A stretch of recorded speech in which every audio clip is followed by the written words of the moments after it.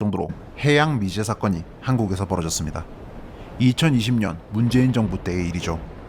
그리고 며칠 전 이와 관련된 재판 판결이 나오며 드디어 이 미스터리 해결의 가능성이 보이기 시작합니다. 이 사건은 2020년 9월 21일 새벽 서해에서 시작됩니다. 주인공의 이름은 이대준. 2012년에 해양수산부 공무원으로 임용되어 9년째 성실히 일해온 40대 가장입니다. 아내와 함께 슬하에 고등학생 아들과 막 초등학교에 입학한 딸이 있었죠. 남들보다 늦게 공무원에 임용된 만큼 뒤처지지 않기 위해 열심히 일해온 사람이라고 합니다. 덕분에 나라에서 여러 표창장을 받기도 했습니다. 아들의 학교에 가서 직업 소개를 할 정도로 공무원인 본인의 일에 자부심이 있었던 사람이라고 합니다. 서해에서 어업지도선 무궁화 10호를 타고 꽃게잡이 지도 업무를 하던 이대준.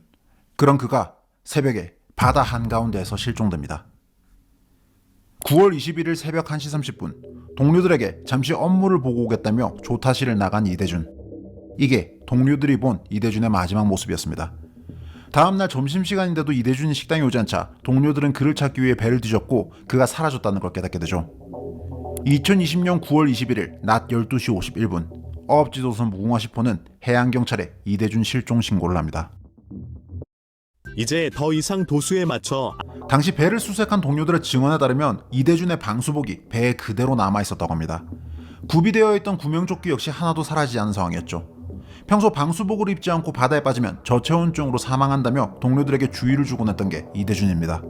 그런데 방수복과 구명조끼도 없이 사방이 바다인 배에서 이대준이 사라졌습니다. 신고를 접수한 해군과 해양경찰 측은 선박과 항공기를 동원해 서해에서 이대준을 찾기 위해 수색 활동을 펼치는데요. 이대준 실종 약 39시간 만인 9월 22일 오후 4시 43분 불가사의한 일이 벌어집니다. 이대준이 북한 해역에서 발견된 겁니다. 북한 선박이 이대준을 발견했다는 정황을 합동참모본부가 인지합니다. 그는 구명조끼를 입고 가로 세로 1m 크기의 부유물에 의지한 상태로 북한 바다를 표류하고 있었습니다. 이상한 점이 한둘이 아니었습니다. 이대준이 발견된 위치는 실종 지점에서 무려 27km나 떨어진 북한 구월봉 인근 해역이었습니다. 이대준이 타고 있던 배 무궁화 10호는 소연평도 남쪽에 있었는데 실종 후 거의 이틀이 지나서 이대준이 발견된 곳은 한참 북쪽에 있는 북방한계선 NLL 너머의 북한 해역. 심지어 해류는 동쪽으로 흐르고 있었습니다. 당초 구조당국의 표류 예측 시스템은 이대준이 NLL 위로 올라갈 가능성은 없다고 분석했었습니다. 엘리트 수영선수라고 해도 구명조끼와 부유물만 가지고 수십 킬로미터의 거리를 조류를 거슬러 이동하는 건 불가능하다고 합니다. 수온은 섭씨 22도였고 방수복을 포함해 장비도 없는 상태였습니다. 더욱 이상한 건 그의 행색이었습니다. 그는 국내에 유통되지 않는 중국제로 추정되는 한자가 적힌 구명조끼를 입고 있었습니다. 몸에 붕대도 감고 있었죠. 그 상태로 작은 부유물에 의지한 채 북한 바다를 떠다니고 있었던 겁니다. 이 구명조끼는 이대준이 타고 있던 배에서 나온 게 아닙니다. 도대체 어디서 나온 걸까요? 도대체 이대준에게 무슨 일이 있었던 걸까요? 여러 가지 추리를 해볼 수 있습니다. 인근에 있던 중국 선박이 이대준을 구조해줬다가 모종의 이유로 이대준이 다시 바다에 입수했을 가능성부터 북한이 대남 도발을 목적으로 이대준을 납치한 후 쇼를 냈을 가능성까지 불가사의한 일이 벌어졌는데 정보는 너무나 적은 상황. 어떤 추리도 만족스러운 결론을 내지는 못합니다. 다만 당시 우리 국민인 이대준이 구명조끼와 작은 부유물에 의지한 채 북한 해역을 표류하고 있다는 사실이 당장 해결해야 할 문제였습니다.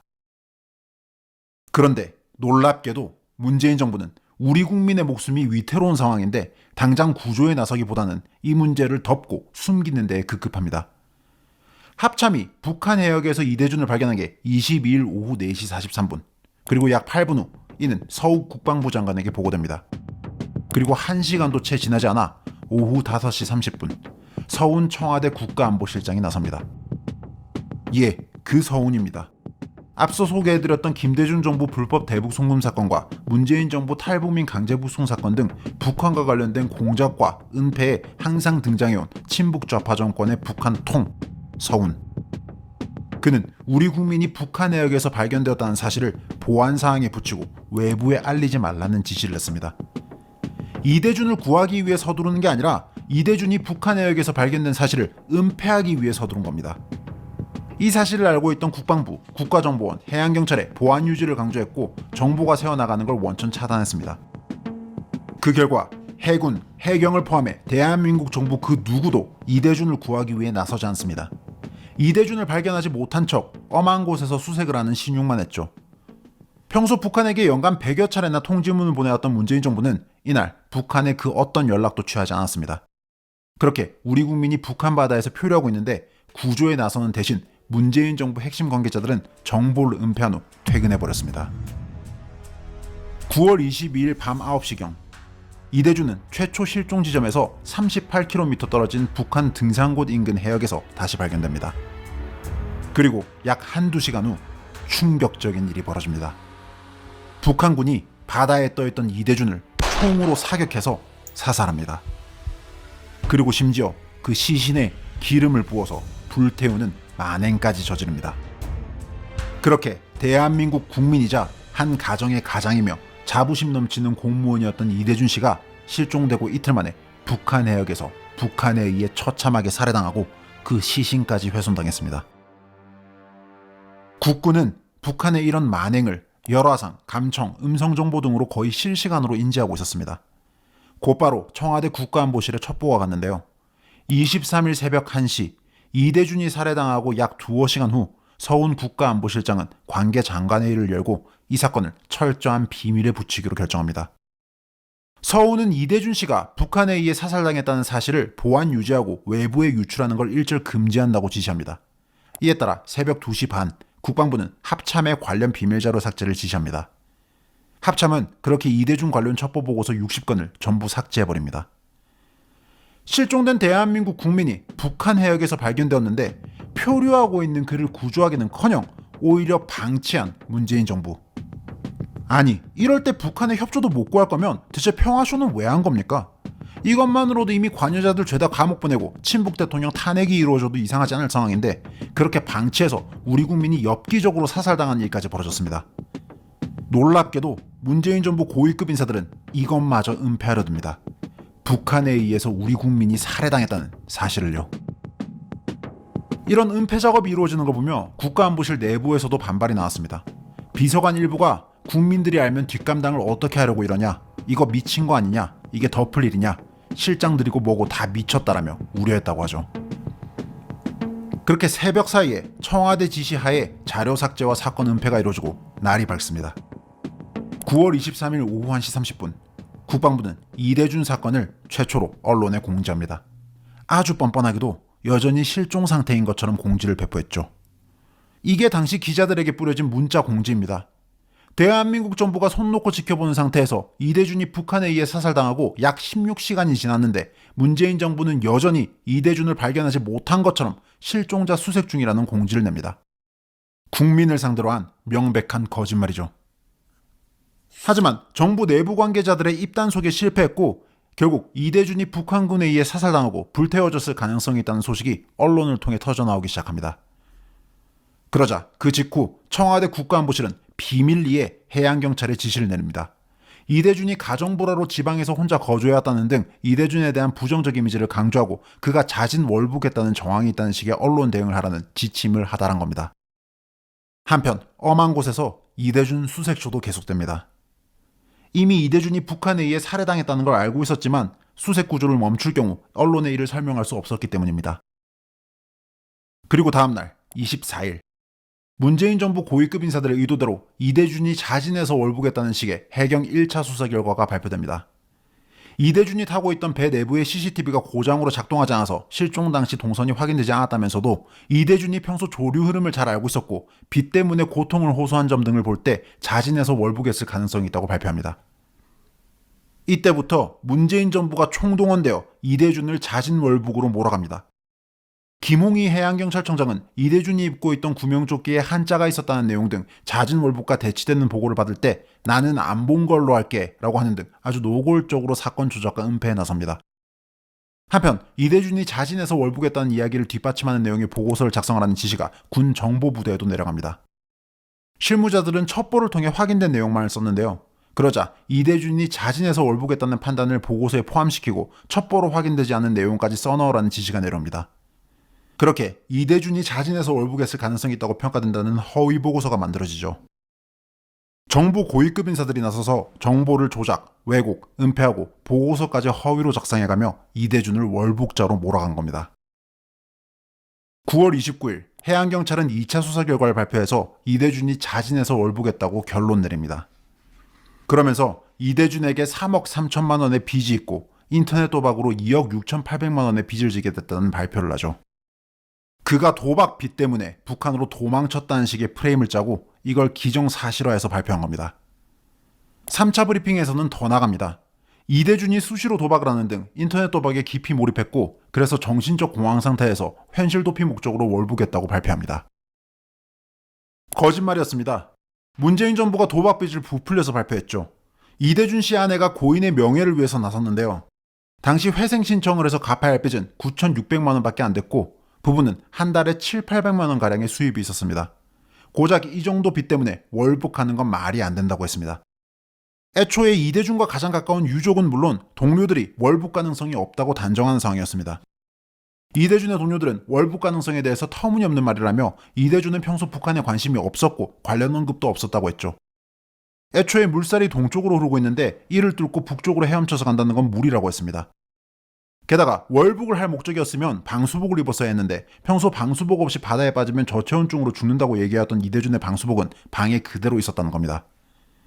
문재인 정부는 보고서에 이런 진술을 전부 누락했습니다. 이외에도 수많은 정보 조작, 은폐, 왜곡이 이루어집니다. 예를 들어 무궁화 10호의 구명조끼 총수량의 변화가 없다는 사실을 알고 있었으면서도 이러한 사실을 발표하지 않았고 마찬가지로 이대준이 자진해서 바다에 입수했다는 내용과 대치되는 여러 정황들을 전부 숨겼습니다. 그렇게 국가가 나서서 국민인 이대준을 도박 중독으로 빚더미에 앉아 처자식을 뒤로하고 북한으로 도망친 사람으로 만듭니다. 이 과정에서 범좌파 진영이 여론전에 총동원됩니다. 문재인 정부뿐만 아니라 집권여당 민주당도 나섭니다. 자진 월북자 때문에 전쟁이라도 하자는 거냐며 북한에 의해서 우리 국민이 살해당한 일에 분노하고 있는 사람들을 질책합니다. 이런 미친 소리들이 무려 민주당 지도부에서 나왔습니다. 김어준 같은 선동가들도 나섭니다. 평소 같았으면 북에서는 월북자들을 대우해주는데 코로나 바이러스 공포 때문에 해상에서 사격을 하고 화장을 해줬다고 얘기를 합니다. 해상에서 시신을 불태워 훼손한 걸 화장이라고 했습니다. 좌성향 네티즌들은 정부 발표에 반발하는 유족들을 공격하기도 합니다. 월북자를 찬양하냐며 예전 같았으면 가족들 모두 남산으로 끌려갔다며 뻔뻔하게 얼굴 들고 다닌다고 욕을 하고 도박빚을 언급하며 모욕하기도 합니다.